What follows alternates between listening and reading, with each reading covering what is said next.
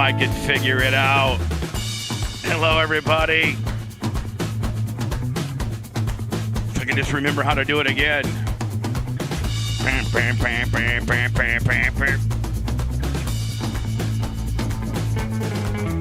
am I looking?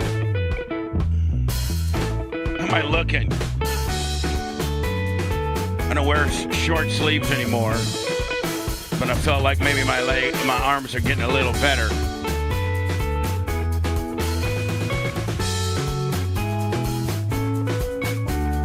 A little bit better. I got some work to do. Phew. Let's get this music out of the way here.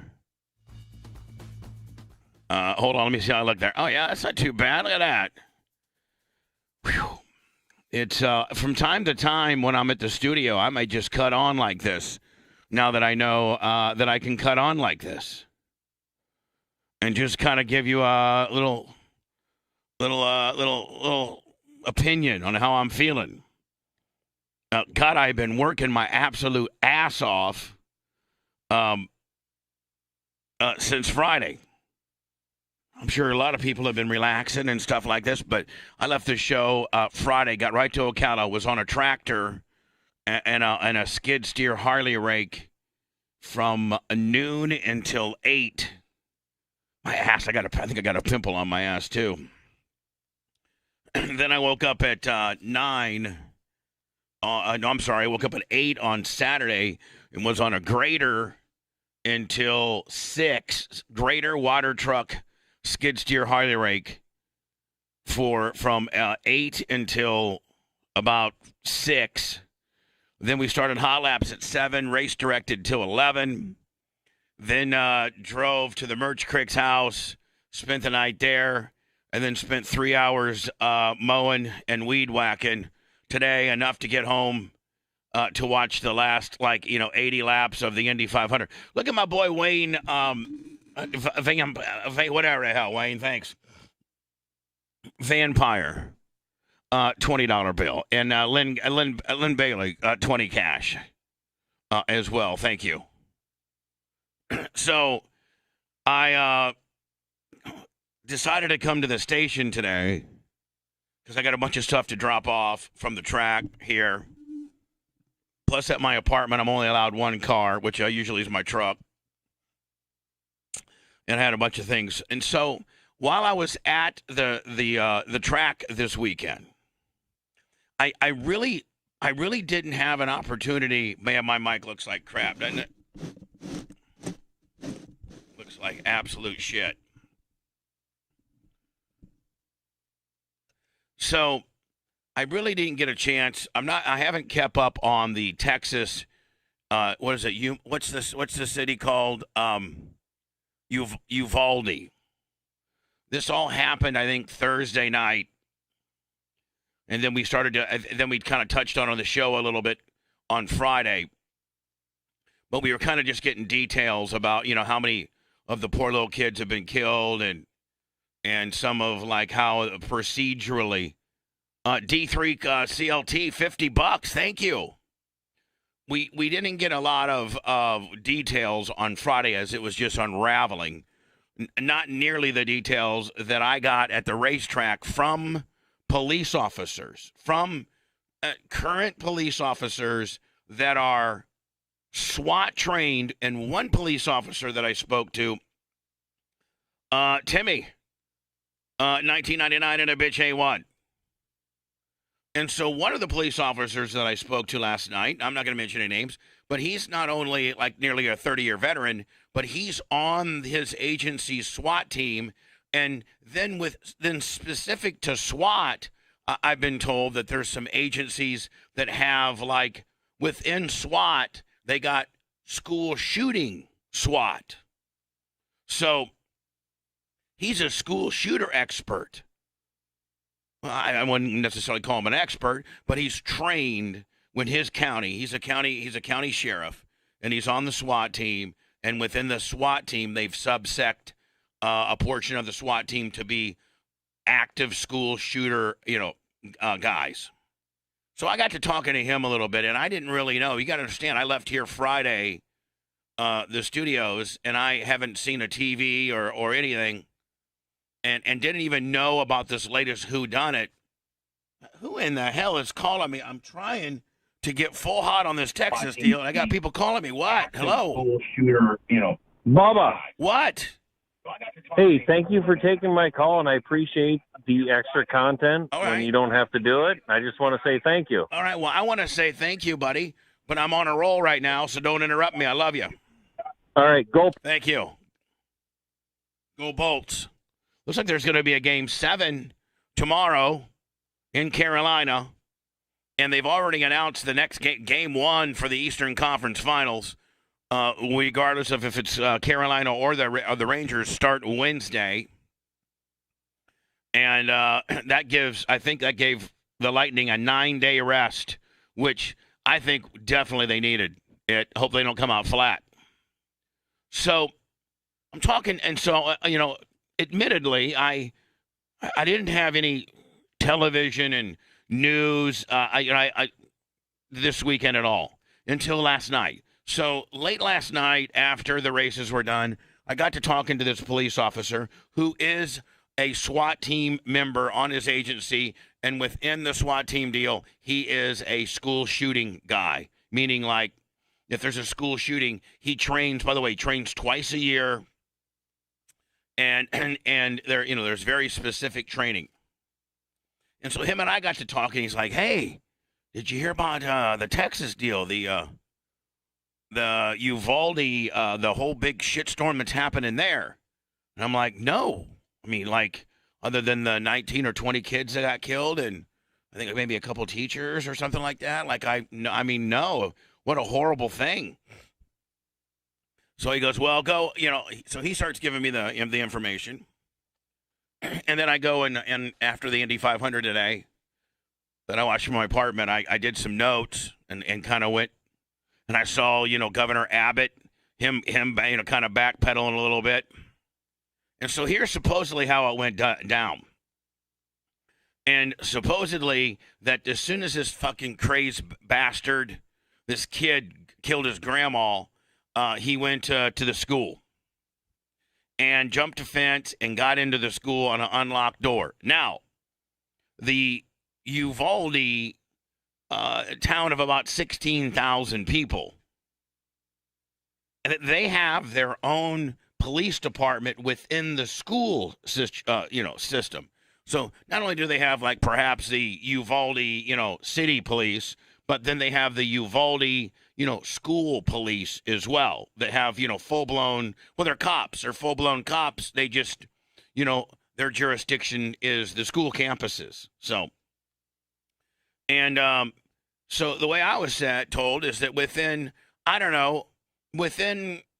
4 or 5 or 6 minutes upon the bad guy, the scumbag, the piece of shit, if you will, making entry into the school, and he was in room 111 and 112. So within a few minutes, he jumps a fence. He's got 2 long rifles with him. I'm assuming, I think they were AR-15s. And he jumps a fence, and he goes in through a locked door, and he goes in, I think, either room 112 or 111, and he starts shooting. Now, at this point, they're within 2 or 3 or 4 minutes, 4 or 5 of these, and if I got it wrong, please correct me, because I've just done a little bit of my research, but a lot of my information came from this police officer as well, who was just absolutely appalled by the handle it. Now, listen, you're not going to find anybody that's more pro-cop than me, period. But I think when stuff like this happens, remember the Parkland deal when they had the police officer and the one guy was like, he was like maybe first or second on the scene and he just couldn't go in? I think, I don't know if I know he got fired. I don't know if he got prosecuted or not, but he just couldn't. Listen, being a cop may sound cool. And being a cop's cool when you're pulling people over and, being a real Johnny hard-ass, but it's not cut out for everybody. I mean, at the end of the day, man, you potentially could be shot and killed. And that's just not for everybody. Yeah, that's for that punk ass high school guy that we all went to school with some kid to end up being a cop because he wanted to be tough and have some type of authority. But when the chips are down, man, the real police officers, the real ones, they don't give a fuck about risking their lives. There's no hesitation amongst real cops to get their ass in that school and start trying to find that shooter. So the bad guy, Johnny Scumbag, gets in. He gets into rooms 111, 112, and he has them barricaded. Now, he doesn't have himself barricaded. He's got the kids barricaded. And he's shooting them. And he's killing them. And so 4 or 5 of these Uvalde school police guys, they immediately get in the school. But they cannot, they wait. They don't, now, if I'm a cop, and I know what room he's in, which they did, and I'm hearing gunfire. Now, meanwhile, while they're hearing gunfire, and why, obviously there were like 19, 20, 21, 22 people dead, the majority of those kids, while you're hearing gunfire, if you're 4 or 5 of those police officers in the hallway, or school's not that big, and you're hearing gunfire, I don't give a fuck what lieutenant or what commander says we don't have the manpower or the equipment to breach this door, because he locked the door behind him, and he had a school, a classroom full of kids, and he's picking them off. Now, while he's picking them off, these kids are calling 911. Saying, hey, we got a guy in here killing us. And one of the calls, and I can't play him, I just can't play him. I got a copyright strike, and I just probably don't need to play calls of frantic children calling 911. I think we all probably get the point of that. So they're getting calls saying, hey, we got a shooter in here, and there's only, and on one report, and I've read about 35 or 40 minutes worth of stuff. I took some notes. One of the girls says, there's only 8 or 9 of us left. And he's picking us off. But the fucking Keystone cops, they're in the hallway, but they can't come up with a plan. And in fact, their supervisor says, don't breach the door because this is a barricaded situation, not an active shooter. They were splitting cut hairs here at this point, saying what this is. I call it what you want.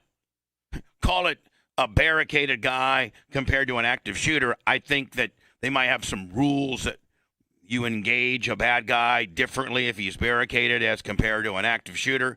I just know that Sally and little Rhonda and little Jenny are all calling 911 saying, there's 8 or 9 of us left. All of our friends are dead.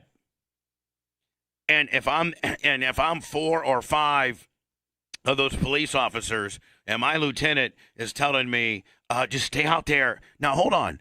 Those motherfuckers didn't just stay out there for a few minutes. It was nearly an hour.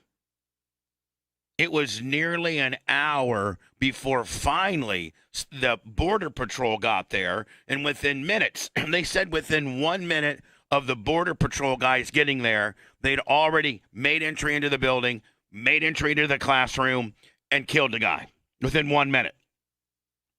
All right. The lieutenant says, well, I didn't send my 4 or 5 guys into the room because I felt I didn't have the equipment. What equipment do you need? You got 6 or 7 police officers, at least with 1 gun each, maybe 2. Are you afraid you're going to get shot? I mean, are you afraid you're going to get shot? Isn't that part of being a police officer? Fuck yeah. Not everybody can be a police officer. Not everybody has the intestinal fortitude. Not everybody's a stud. Not everybody can just sit here and write speeding tickets. Being a police officer is potentially losing your life in the line of duty, just like a soldier. And I don't take that. I'm just not saying that that's a light task. Not everybody's cut out for this. And so while all this shitstorm's happening and the nearly hour it took for the Border Patrol to get there then begins a large gathering of parents outside of the elementary school. And there were 20 police officers outside that were keeping the parents from entering the school. And in fact, one of the reports that I read said that one woman was so freaked out, was so flipped out, that they had to handcuff her momentarily in order for her not to storm the school. Now, I'm telling you right now, if my son, Tyler, is in 3rd and 4th grade, and I know that he's in room 111 or 112, well, first of all, I don't even know if he's alive at this point. And I gather to the, and I'm one of the parents there, and I got, Johnny Cop Boy that's telling me, stay back, sir, stay back. And I go, and what do you mean, stay back? What, do you guys have a team in there? Well, not yet. Well, what the fuck is going on? I swear to God, I'd whip out my pistol, and I would probably be dead. I'm saying I'm going in that fucking classroom right now. I don't care if he riddles me with full of bullets. I've got to try to save my son or my daughter or my wife who could potentially be a teacher. If I have a loved one or a relative in that high school, Corey Diener, Pat McGovern, and the rest are going to probably I'm going to be eating concrete, but I'm whipping out my fucking fire. I probably end up getting shot. Dad gets shot outside trying to get in. So there's 4 or 5 of these Keystone cops. They know what room he's in. The dispatch is getting 911 dispatch is getting just absolutely inundated with calls. This one poor girl. This will make you absolutely fucking lose it. She had a phone and she was calling 911, and the guy blasted her best friend right beside her. She had the blood of her best friend all over her. So she took more blood and smeared it all over herself and then laid beside her like she was dead. That's what saved her. The guy, when he was looking around to see who was left, thought that she was dead. Now, doesn't that just make you want to just absolutely go home and just kiss your kid and to realize how fortunate we are to have our loved ones left in our life? So for 40 minutes to an hour, these 4 or 5 fucking Keystone cops, at the direction of the commander. Now see this little Uvalde township splintered its police department into regular police and then school police. So under the direction of the commanding officer of the school police department, these 4 or 5 Keystone cop fucks would not breach the door. Now, school doors are pretty, I think school classroom doors are pretty beefy. But I promise you that you could shoot the lock out, or you could do, they have one of those battering rams or something. And so I was talking to a police officer last night, again, back to my original thought, who is a SWAT team member, and more importantly, he is a school shooter team member as well. So I'm talking to him, and he's like, we are trained that if we are first there, we like to show up as a unit, but if we're first there, we make entry into the school and start trying to follow where the gunfire is coming from, trying to find the person that's laying lead down range. We're trying to, through the intel that we get, John DeLuca, $5. Thank you, buddy, on the super chat. We're trying to pinpoint where this guy's coming from.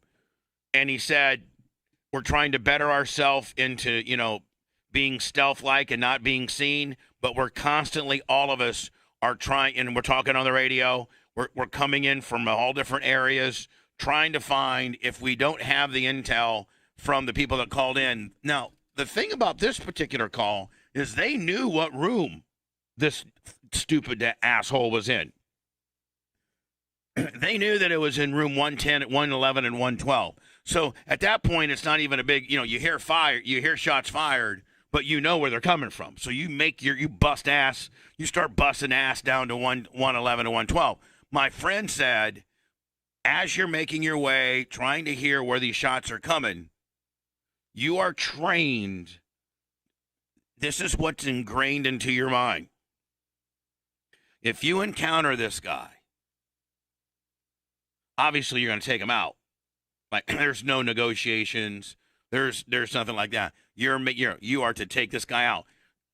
The flip side to that is, well, what if you take 4 or 5 and then, and you end up dying or you end up getting severely hurt?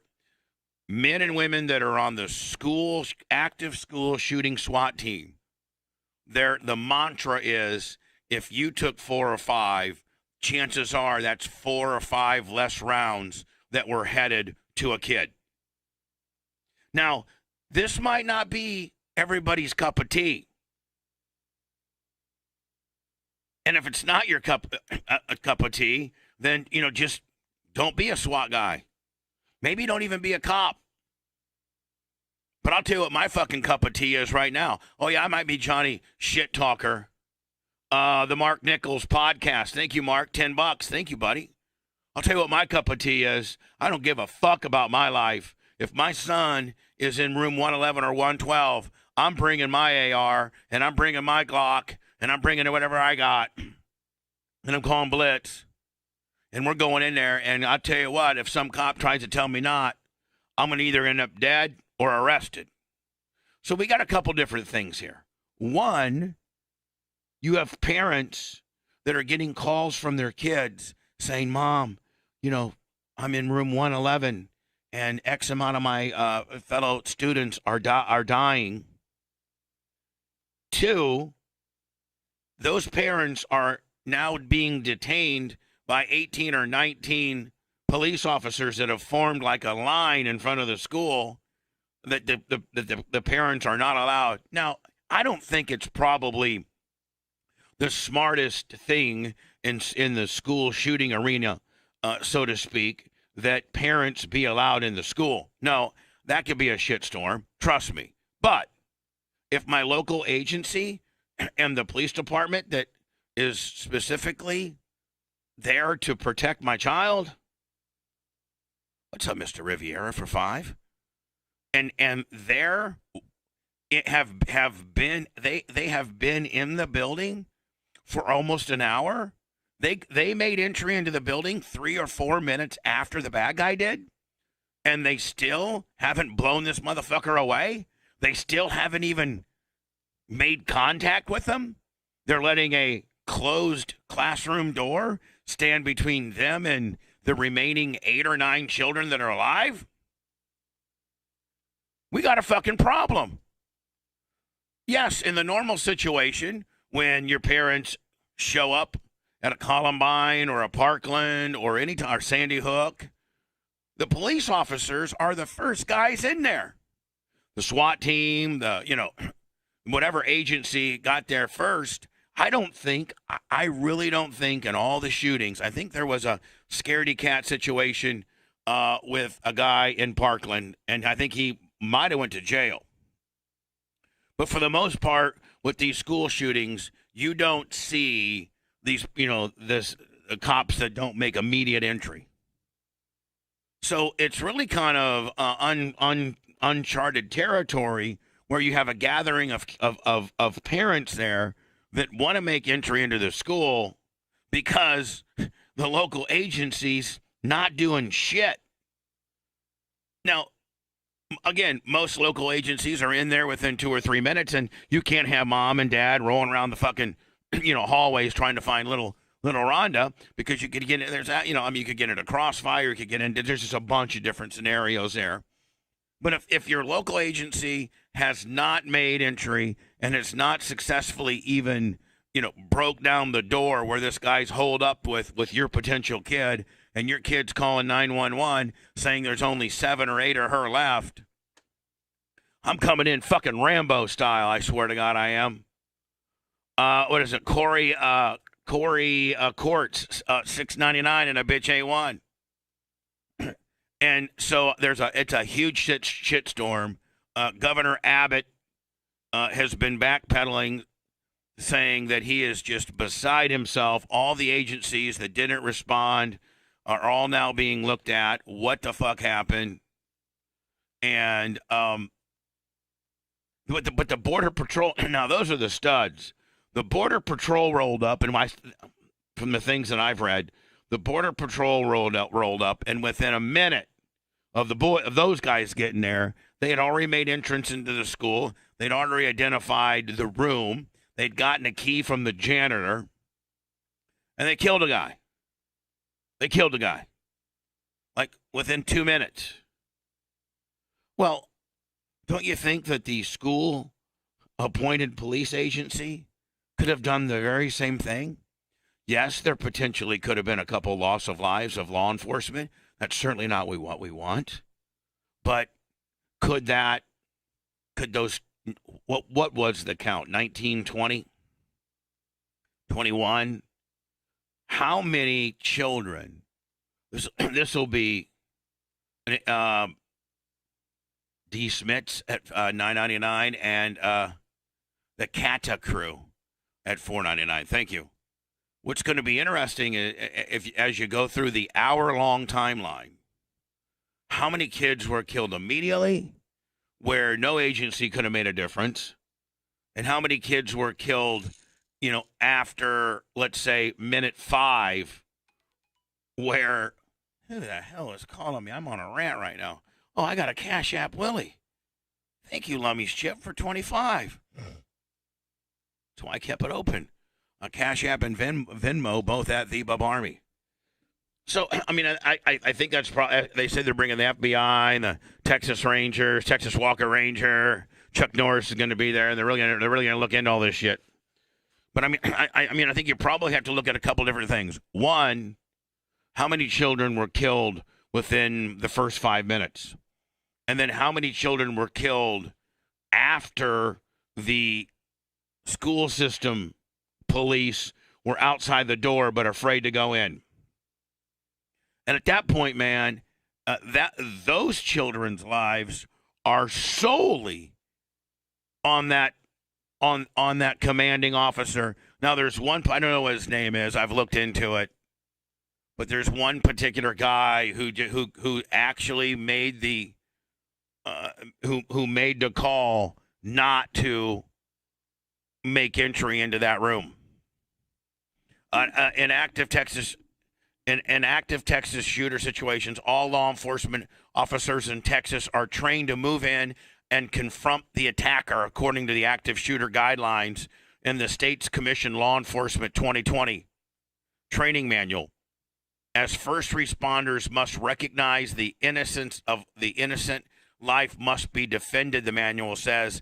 A first responder unwilling to place the lives of the innocent above their own safety should consider a career field change. Right there, within the standard operating procedure of all Texas law enforcement, it says Texas all law enforcement are trained to move in and confront the attacker, according to an active shooter guy, immediately. The guidelines apparently weren't followed by Uvalde. After days of public clamoring, authorities in Texas released a clearer timeline on how this how this all unfolded. Uvalde police officers entered the school about 2 minutes after the shooter. 2 minutes. So 2 minutes after this bad guy got into the school, they'd already been in there. But the incident commander at the scene, the school district's police chief, believed the situation had transitioned from an active shooter to a barricaded subject. What does that matter? What does that matter? Okay, so he's barricaded in a classroom. He's barricaded in a classroom with kids. It's not clear why the district police chief Pedro Pete Arnadano may have believed that. Officials say that Arnadano made the call for the officers to go inside the classroom while they waited for the room key and tactical support. During a window of about 70 minutes, an hour and 10 minutes, officers went inside the building and called for more resources. Up to 19 officers were standing in the hallway more than 45 minutes before police entered the classroom. So they had 19 officers. Can you imagine if you lost your son or daughter out there and they had up to 19 officers that were literally in the hallway that was right beside room 111 and 112. You had 19 police officers within 5 to 7 feet, only separated by a wall and a couple doors. And potentially you could be kissing your little baby, your son or daughter tonight, instead of making funeral arrangements. Eventually, members of Border Patrol tactical team arrived at the scene, entered the classroom, and killed the gunman. Well, couldn't that have been the very same outcome of the other 19 motherfuckers that were there? Uh-huh. McCraw, the DPS director and officials should have confronted these shooters immediately. On Sunday, the U.S. Department of Justice announced that it was going to review the police response. But for Alfred Gaza, whose 10-year-old daughter was killed in the shooting, it doesn't take a genius to figure out what took him so long to get there. It just goes on and on and on. And one of the disturbing things I saw was a woman was trying to go in the building, and they actually handcuffed her and detained her.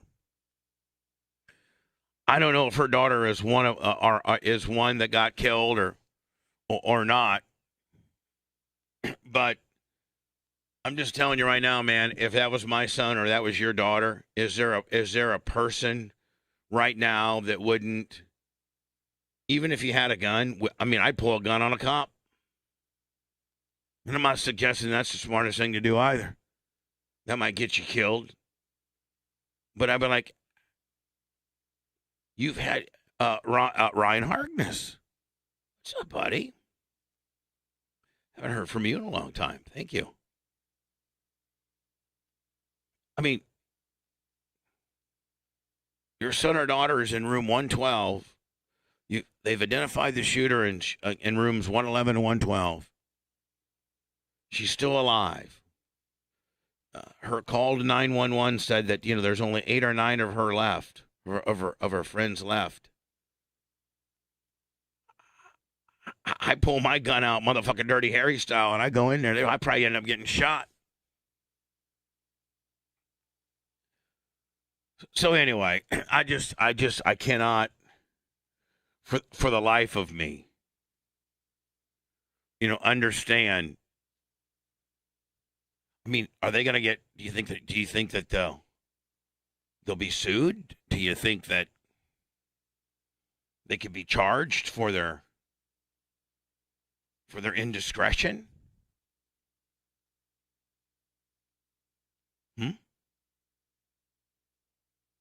So anyway, this was a little test run. I was here by the studios, and I had something I was actually dropping off something. What is it? Is it Sunday? I can sleep in tomorrow. And I had a little opinion about this whole Texas shooting deal. Not every cop's a fucking stud. Be respectful to every cop. But not every one of them have the intestinal fortitude like that Border Patrol guy did. They went in there, knocked the fucking door down, and blasted this bad guy, away, and got hurt doing it. We all talk a good game. Very few of us really have the nads and the intestinal fortitude to have to fight pieces of shit like the guy that killed the children. Biden praises high gas prices as a part of an incredible transition. Oh, by the way, I went and filled up the Merch Cricks F3. Well, I tried to fill up the Merch Cricks F350 last night on the way home. And my credit card cut off at 125. That was only 3/4 of a tank. How fucked up is that? $125 to get you 3/4 of a tank. Now, a lot of these guys, they need their F-350s in their daily, jobs, so to speak. And those things get, 13 to 14, miles to a gallon. He may be your guy, but how in the hell can he think that this is advantageous to our country? Gas prices and the cost of fuel probably indirectly, or I should say directly, affects more of us Americans than anything. And now you're getting fuel surcharges on everything, and it's just like transitioning to battery and cleaner power for the environment is such a bunch of bullshit. It's not a 4-year, 1 or even 2-term president thing. It's a long-term thing. We need to say it's by 2035, we're going to be, 75% off of fossil fuel, petroleum-based, gasoline or fuel, so to speak. Giving us 12, 13 years to. Hell, the manufacturers aren't even ready to sell you an electric. There's nothing out there electric right now that I want. I would like. I actually went down to Brandon Ford and asked when that new F-150 all electric Lightning coming. And my buddy who owns the place, Wayne Hammond, says, "Bubba, I'm telling you right now, they're at least 2, maybe 3 years away." They don't even have what I need electric-wise. You don't force Americans' hands and jack up the price of fuel to force us to have to go to electric. I don't know, man. I am so scared, if you will, at the direction we're headed as a country. It's like the snowflakes are taking over. I don't even know what's what. Hello? Bubba, I fucking love you, dude. I love you too. Listen, buddy. I know you're gonna yell me. You're gonna yell at me, but okay, we want cleaner air. What the fuck are we gonna do with the lithium batteries when they're done? Well, that's a big concern in the fact you know what I'm saying? as to how they're going to dispose of those. Exactly. What are we gonna put them with the fucking tires in the landfill? You see what I'm saying? Yeah, this guy's got like some little Latin flair to him, doesn't he? Are you Latin? Oh, I'm Latin, bro. Big Surge from Chicago, bro. You always shit on Chi-Town, bro. But I love Chi-Town, man. No, hold on. I don't ever shit on Chi-Town. I had one of my. Yes, you do. No. I shit. Yes, hold on. I shit on Chi-Town because I think that you're fucking mayor. hold on. Mayor we got. Because I think that Lori Lightfoot is an absolute fucking criminal. Yeah, she's an idiot. I lived at 630 North McClurg Court for a year when I worked at B96. I love the city of Chicago. It's beautiful, ain't it? I love the suburbs. I lived in Westmont. I dabbled in Naperville. Naperville, yeah, rich people. The city of Chicago is beautiful. It's just it's being ran by an absolute fucking buffoon. Idiot. Period. Democratic bullshit idiots. Right? So, I mean, I don't like the Bears, but fuck the Bears. I do love Chicago. I really do. It's a beautiful city, man. It is. Unfortunately, don't shit on the shy, bro. Unfortunately, it's not a very safe city right now, though. Seriously. It's all right. You're not gonna get shot. I went walking down on the fucking street on State Street. You know what I'm saying? I used to go to Ed DeBevick's. I used to go to the Rock and Roll McDonald's. I used to go to Carson Ribs. What's your favorite pizza, Bubs? My favorite restaurant. My favorite restaurant in Chicago was Carson Ribs. That's my favorite place.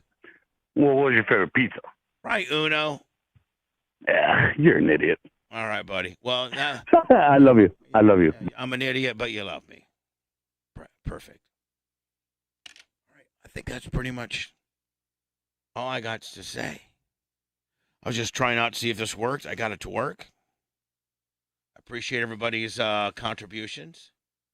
And that's what I got to say. I hope you have a remaining enjoyable part of your Memorial Day weekend. And more importantly, before I let you go, at the racetrack last night, we played what Ronald Reagan said 40 years ago at Memorial Day. He was at, I think, Arlington National Cemetery. And he was talking about what Memorial Day means to us Americans.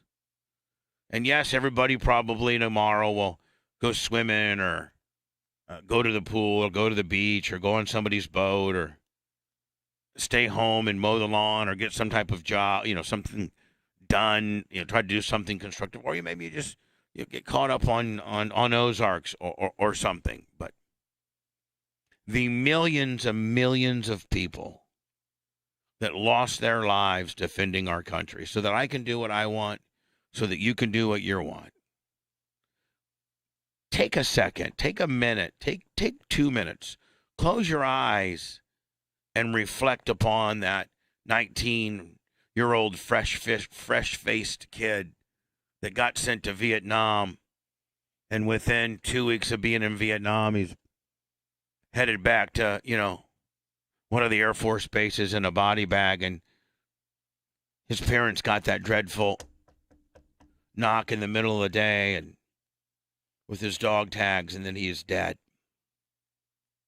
We bitch and moan about stupid shit, but thank God we don't have the draft anymore, and thank God we're in a little bit less volatile scenario, but it's just mind-boggling how most Americans really don't pay respects or homage to our veterans that are with us, and our veterans, more importantly, that are not. I love y'all. I just wanted to do a little one-off. I might do this from time to time. I appreciate you. Have a safe Memorial Day, and don't ever forget what it really means. 1, 2, 3, 4.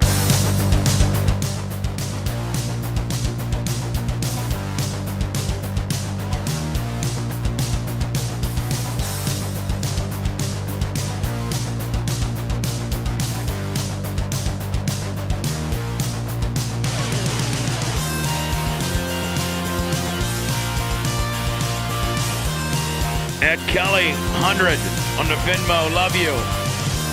Bubba Light, 7. Ain't no sponge like the one I got. Ryan Harkis, 10. Lummy's Chip, 25. Ed Kelly, you're the man. Bubba Light, I love you. Hey, don't everybody look, but I got my underwear on right now. I wore my underwear.